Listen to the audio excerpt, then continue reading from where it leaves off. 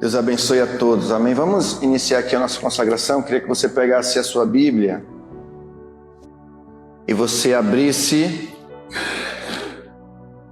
lá no livro, vou fazer a leitura como nós fazemos, né? Lá no livro de Efésios, capítulo de número, vamos lá, quem sabe?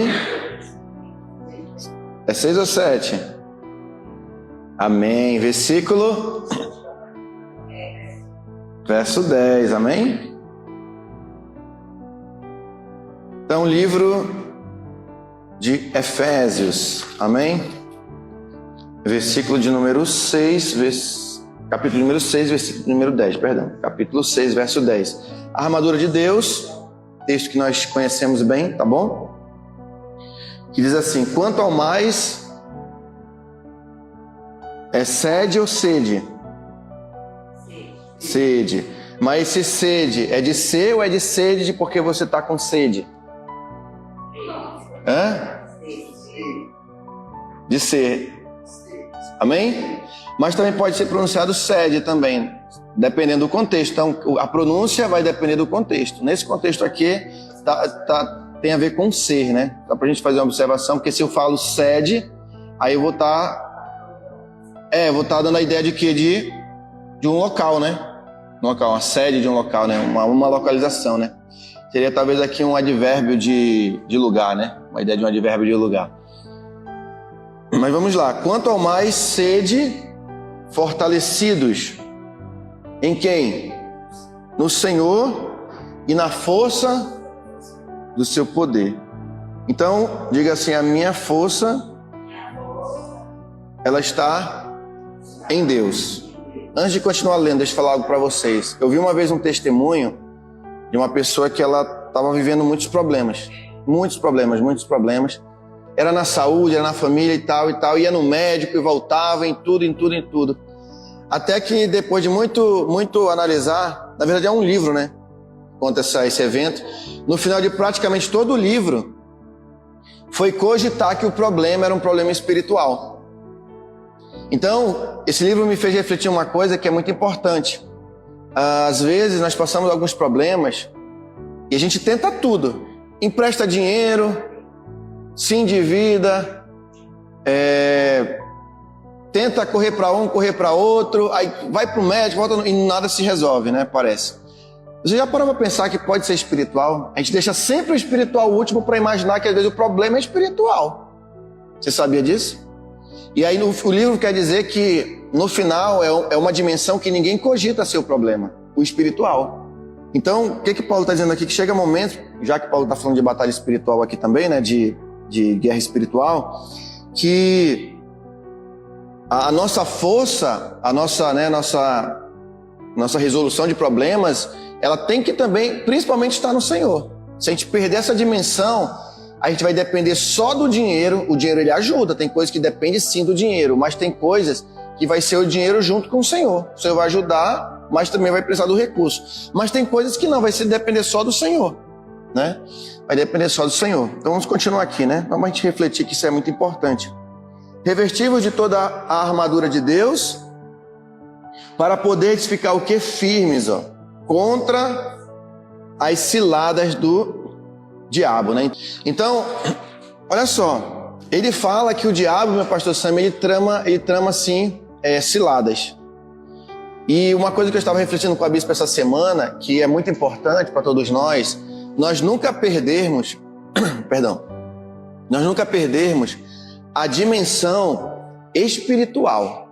E também, principalmente, que o diabo, ele sim trabalha para nos destruir. Por exemplo, esse dia eu estava aconselhando uma pessoa, ela estava me relatando algumas situações, e eu estava só olhando bem para a pessoa e imaginando, nossa, como é que a pessoa não consegue perceber que ela está numa batalha espiritual?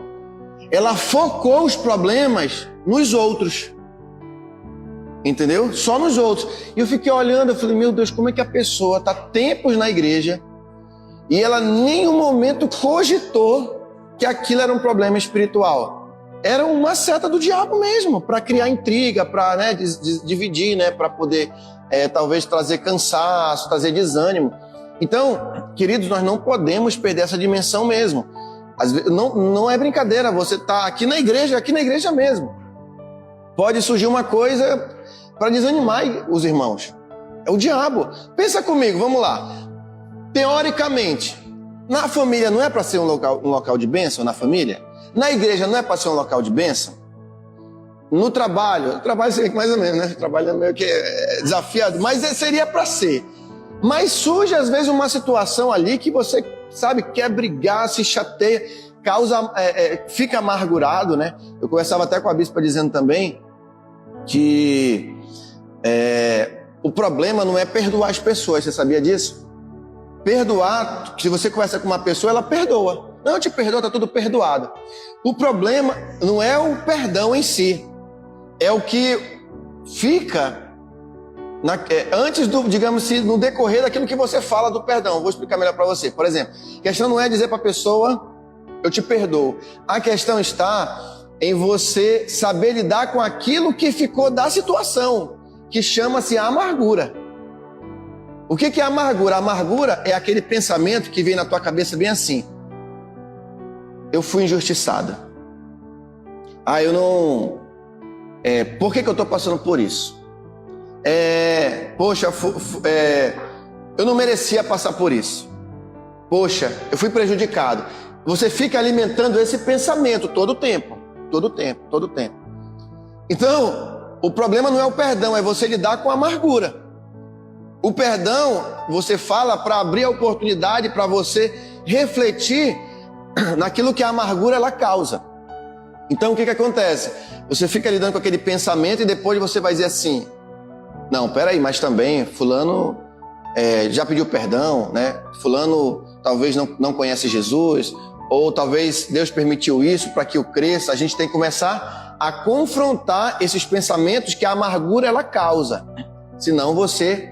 Porque já aconteceu de você dizer assim, seja sincero, né, com você mesmo, você não precisa ser sincero comigo, mas com você mesmo. Você perdoou alguém por uma situação, mas fica vindo várias vezes aquele pensamento sobre a situação que aconteceu. Isso que vem chama-se amargura. E quanto mais você alimenta a amargura, não, mas eu já perdoei, mas lá no íntimo você fica alimentando. Não, mas já perdoei fulano. Ou você sentou com uma pessoa, se acertou tal, mas você não consegue olhar para aquela pessoa. Não. Beleza, você fala com a pessoa, mas você... Quanto mais você puder evitar, você assim o faz.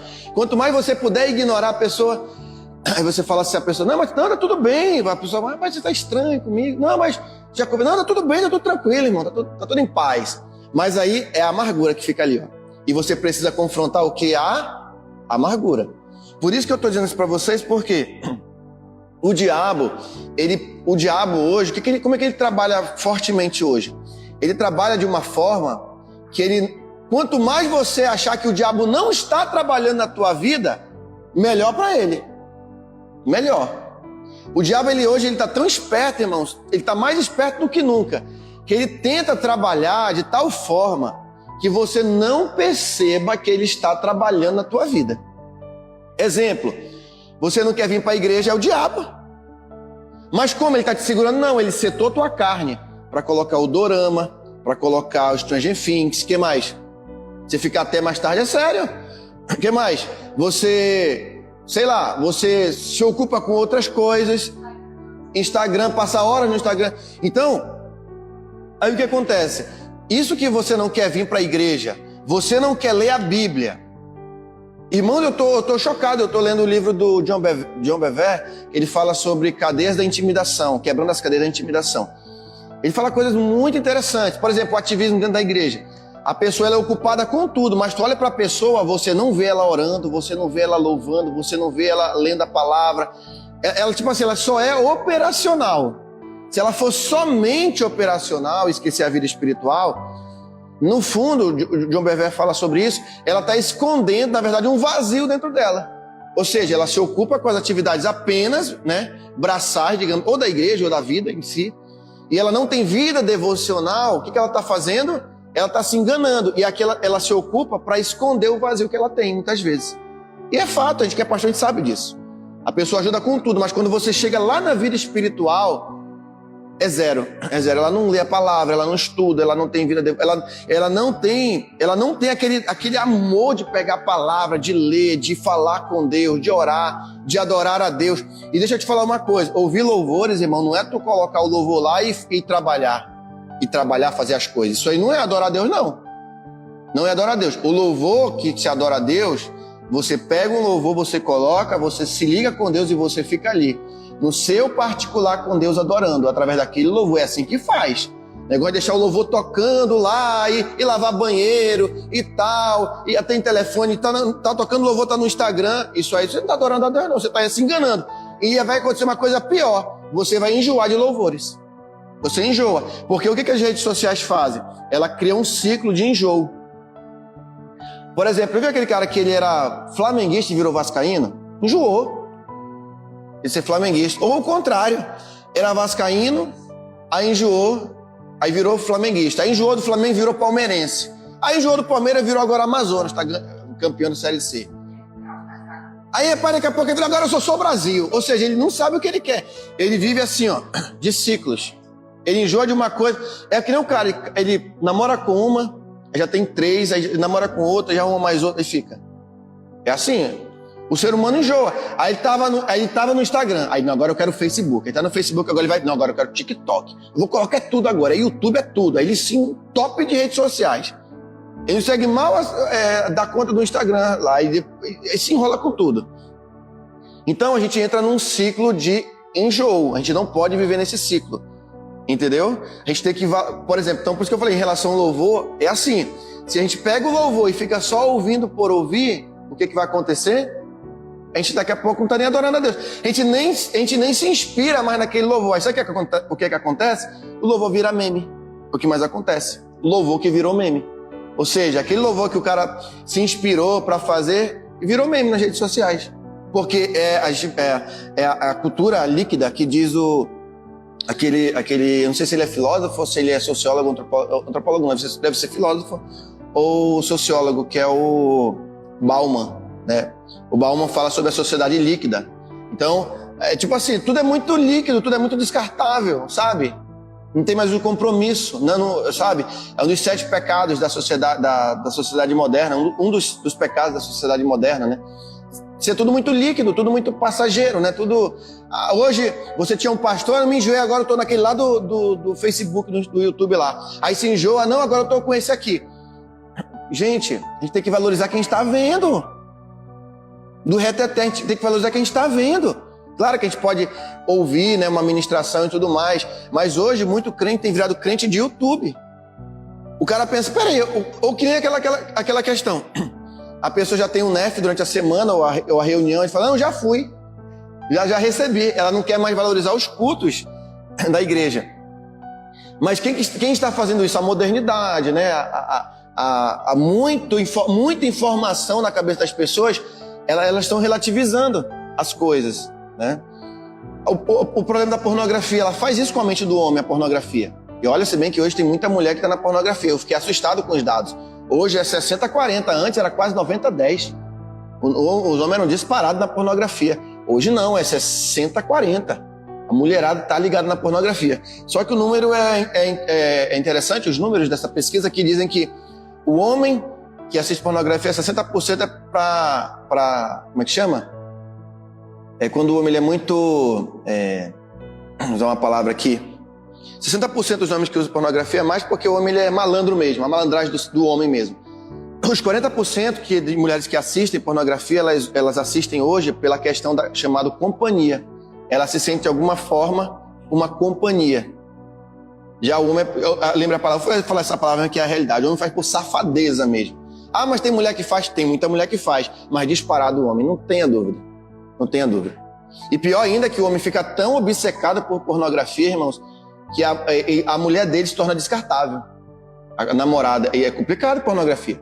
Irmãos, é uma das piores drogas que existe na humanidade, chama-se pornografia. Disparadamente. Porque o cara, muitas vezes, que está lá na droga, né, o baseado mesmo, depois ele vai para pornografia também. Aí se acaba de vez, né? Então é muito complicado. Então, queridos, o diabo, estou falando isso para vocês porque o diabo ele trabalha E trabalha. E nós não podemos perder que o diabo trabalha contra as nossas vidas. Se você está com raiva de alguém ou fica com raiva de alguém, surgiu uma situação que você se desentendeu com alguém, foi fulano, não, é o diabo. Porque por mais que a pessoa queira brigar, já dizia o ditado, só briga dois, com dois quer. O cara te ofendeu, falou algo que você não gostou, simplesmente perdoe, tire a amargura do coração e segue a vida. Mais um capítulo da minha vizinha. Já falei, vou dar mais um capítulo. Essa semana ela estava lá endemoniada de novo, né? Não tem problema. E ali, queridos, a mulher ficou perturbando. Aí, aí eu olhei para aquela situação, aí eu me acalmei. Aí, num primeiro momento, assim, o Van Damme surgiu, né? Van Damme Ultra High Definition, assim, Ultra Power. Na mente, aí a minha acalmei. Eu falei, não, eu não posso, eu tenho que dar testemunho. Eu também não falei nada, só olhei para a situação. Aí vi lá ela dando os piti dela lá, até com a minha mãe lá e tal. Aí eu olhei. Aí eu falei, não vou brigar, não. Não vou me desentender, não vou me estressar. Aí o Espírito Santo me trouxe à mente. Isso é uma batalha espiritual. Ore por ela. Interceda por ela, essa mulher precisa de libertação. Aí falou assim, ore também pela sua família também. Aí meu Deus. Então o que nós vamos entender? Que o diabo está trabalhando e a gente tem que... Você está desanimado. Se do nada ficou com raiva da pastora Terezinha. Por quê?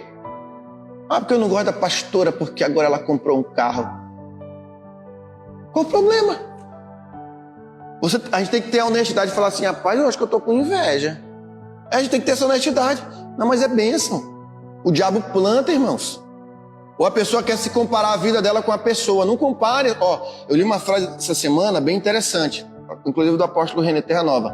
Não compare a sua vida com a vida de ninguém. Compare a sua vida com quem você foi, com quem você era antes. Obrigado, bispo. Com quem você era antes.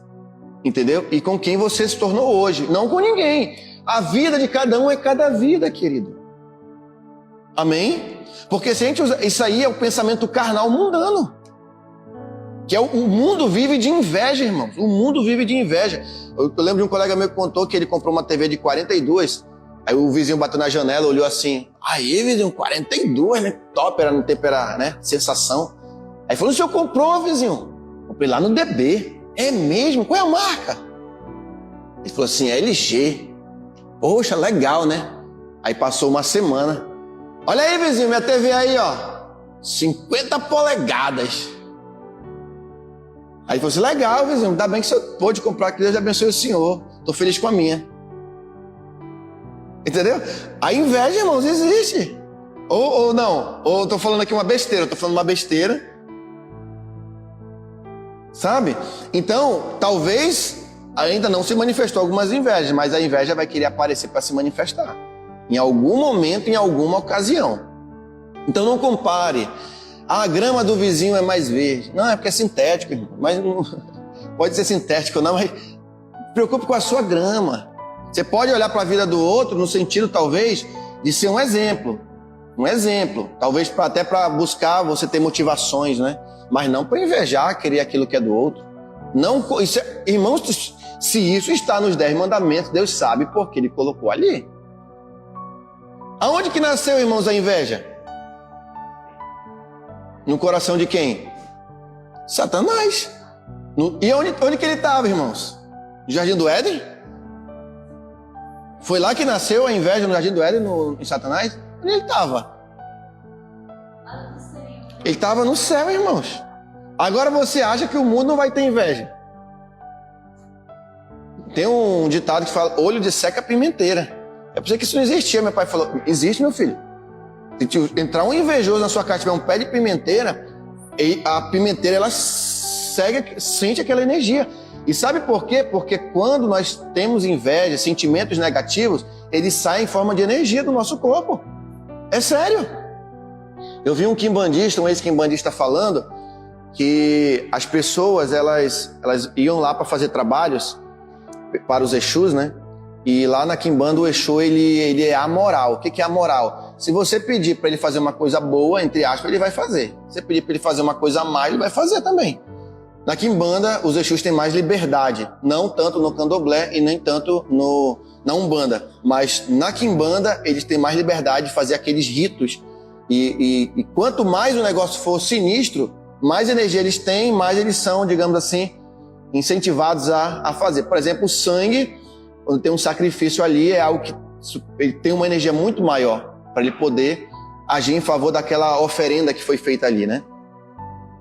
Aí vem aquela questão, né? O crente, muitas vezes, ele está na igreja, mas ele não tem noção do poder da oração. Irmãos, se um trabalho de feitiçaria que é feito, muitas vezes, né?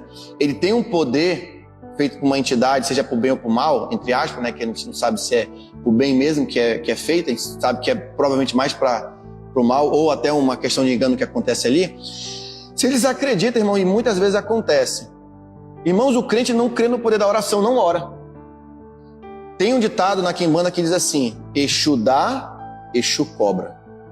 Então, se o cara faz o trabalho ali, e ele vira as costas, porque o crente ele faz isso na igreja. Ele vem, aceita Jesus, depois ele vai embora, como se nada aconteceu. A diaconisa trouxe o irmão para a igreja, eu trouxe o bispo, a obreira Fabíola, a pastora Terezinha, pastor Sam, a pastora Dami, nem para dizer assim, obrigado por tudo que você fez, mas eu vou voltar para o mundo, ou eu vou seguir minha caminhada. Some, irmãos, some. E Deus também vai cobrar no momento certo. Deus também cobra, mas no momento certo. Ou se não, se Deus não cobrar como nós estamos falando aqui, o que Deus vai fazer? Vai deixar cada um seguir o seu destino. Irmãos, Deus não manda ninguém para o inferno. É a pessoa que vai. Agora lá na quimbanda os caras levam a sério, irmão. Até comer vidro, eu vi o cara lá falou e eu acreditei. Ele falou. Porque ele era de lá e falou assim, olha, eu pensei que era brincadeira. Eu vi lá o cara comendo vidro. Mastigou, falei, você vai morrer. No outro dia estava normal. Eu fiquei impactado. Ele não é mais hoje quimbandista, hoje ele se considera ateu. Ele deixou todo o ramo religioso, né? Mas ele falou. E tinha sinceridade, né? No testemunho de um ex-líder, né, da quimbanda falando. Então, coisas que aconteceram ali que é muito mais pesado. E foi que ele não podia nem falar, porque eram coisas muito ritos, né? Que fazem. Então, irmãos, isso tudo tem energia. E nós muitas vezes não temos essa noção do poder da oração. E o crente não ora. Não ora, incrível isso. É incrível. É incrível o crente não orar, irmãos. É incrível. É incrível mesmo. Isso é muito triste. Porque a gente, como pastor, a gente prega, a gente ensina, mas parece que não entra. Sabe? É uma luta, irmãos, para entrar uma palavra. Um dia, eu acho que é porque está aqui no bairro, está o nome da igreja, aí mandaram mensagem para mim para fazer um trabalho. Eu falei, mas que trabalho, irmão? Não, porque aí é terreiro. Eu falei, não, irmão, aqui não é terreiro não, irmão, aqui é uma igreja e tal, mas se você quiser, eu vou te apresentar um negócio muito melhor, que Jesus vai lhe abençoar e tal. A pessoa desligou. Aí eu fui lá nas redes sociais e coloquei bem assim, coloquei assim, igrejas no Terra Nova, eu coloquei. Aí apareceu o nosso como primeiro. Agora, imagina o que apareceu na sequência. Terreiro. A pessoa achou que era Terra Nova, achou que tudo era terreiro e ligou para a igreja. Eu falei, irmão, tem um trabalho muito maior, irmão, muito melhor, irmão, para fazer, irmão. E dá certo. Será crer? Aí, desligou. Ou seja, a pessoa ela quer um negócio fácil. Só que o que acontece com a nossa sociedade hoje, né? As pessoas querem um caminho mais, digamos assim, mais fácil, mas não querem trilhar o caminho da renúncia. Se nós não trilharmos o caminho da renúncia, fica mais difícil, né? O pastor está falando demais, né? Até pregando, né? Versículo 12. Porque a nossa luta não é contra o sangue nem a carne, e sim contra os principados e potestades, contra os dominadores deste mundo tenebroso, contra as forças espirituais do mal. Nas religiões ou nas regiões? Regiões celestes, amém? Portanto, tomai toda a armadura de Deus, ou seja, uma arma dura, uma arma forte, ok?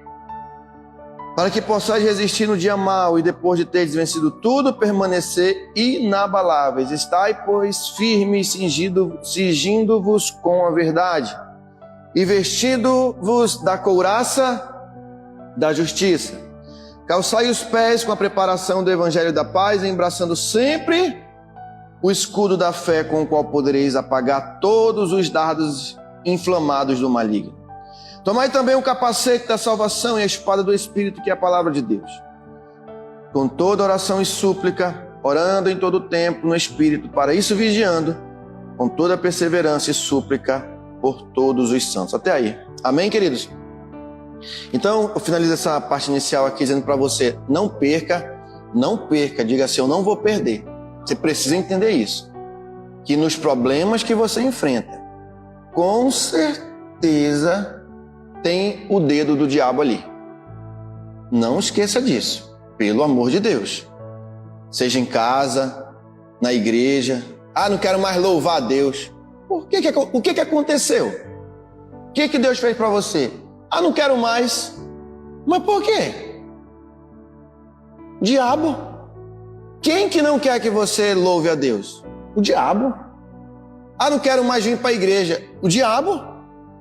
Claro que ele não está pegando a sua mão, mas ele está usando, setando a sua mente, e aí a sua carne entra em ação. É assim que trabalha. Ou, em último caso, dependendo de pecados que existam, o diabo vai usar o seu último artifício, chamado possessão. O diabo, ele vai tomar a vida da pessoa. Isso geralmente acontece quando a pessoa está querendo também se libertar. Geralmente, quando a pessoa está buscando uma libertação e ela está lutando contra o pecado, o diabo geralmente ele se manifesta para gerar resistência. Tem aquela pessoa que ela não consegue sair do pecado, mas ela não consegue sair do pecado e também não quer sair do pecado, o diabo nem manifesta, ele não manifesta. Olha só, toda pessoa, na maioria das vezes, tá? Não é regra, não é 100%, na maioria das vezes, tá? Que tem exceção. Na maioria das vezes, quando alguém está possesso por um demônio, é porque lá no fundo ela está buscando libertação. E aí o diabo ele cria uma poderosa resistência para ela não ser. Agora, quando a pessoa ela está no pecado e ela não tem força para buscar a libertação e também no fundo ela não quer, o diabo não se manifesta. Porque ela vai voltar para o pecado, tá entendendo a lógica? Ela vai voltar para o pecado. Vou falar novamente para vocês entenderem isso. Quando a pessoa, um demônio manifesta numa pessoa, é porque de alguma forma, ou ela está buscando a libertação, no fundo ela quer a libertação e o diabo sabe disso, ou o diabo sabe que tem pessoas orando por aquela pessoa. Então ele vai criar resistência, ele vai manifestar, ele vai dar aquele show dele para a pessoa não ser liberta. Quando a pessoa está no pecado, ela não quer deixar aquele pecado no fundo, ela não quer deixar, o diabo sabe quando ela não quer deixar. Ele não se manifesta. Por quê? Porque ela vai sair da igreja, ela vai sair do NEF, ela vai sair do culto, ela vai continuar nos seus pecados. E é isso que ele quer. Quem está entendendo? É assim que funciona o mundo espiritual. Amém? Porque se a pessoa ela não quer ser liberta, por que ele vai se manifestar? Não faz lógica o diabo se manifestar. Porque a pessoa não quer. Ele vai perder a energia dele. A pessoa ela fica todo tempo confusa, né? Ela volta. Claro que tem aquelas irmãos que às vezes até o diabo manifesta, mas ela não quer muitas vezes. Mas são algumas exceções. Mas no geral isso acontece, né? Então, queridos, não perca em nome de Jesus, tá bom? É muito fácil identificar o diabo trabalhando na vida de alguém. É quando surge problemas de relacionamento. A pessoa não consegue perdoar, a pessoa não quer dar o braço a torcer, a pessoa não quer tirar a amargura do coração. Ah, porque fulano, ciclana, fulano, porque isso, porque aquilo, é isso. Meu irmão, libera essa pessoa do teu coração, criatura. Vai ser feliz com Jesus, meu irmão. Ah, porque... ouviu uma outra frase também do John Bevere, acho que não, foi do próprio René Terranova, ele falou... Não temos culpa pelos traumas que passamos, mas é nossa responsabilidade trabalhar para a nossa cura. Talvez muitas coisas podem ter acontecido com você ou comigo, mas a responsabilidade da cura e da mudança está com a gente. Beleza, não tivemos culpa lá no passado, fomos talvez, fomos injustiçados e tudo mais, mas permanecer não deve ser a nossa postura deve sair disso aí, ser liberto disso. A gente fica naquela autocomiseração, a gente fica naquele coitadismo, naquela situação, e aí, querido, não resolve nada. Ah, porque, irmão, seja grato. Quando somos gratos, tudo melhora. Você vai entender que a sua vida não é pior do que a do outro. Todo mundo tem suas lutas, cada um tem suas dificuldades. Amém, queridos?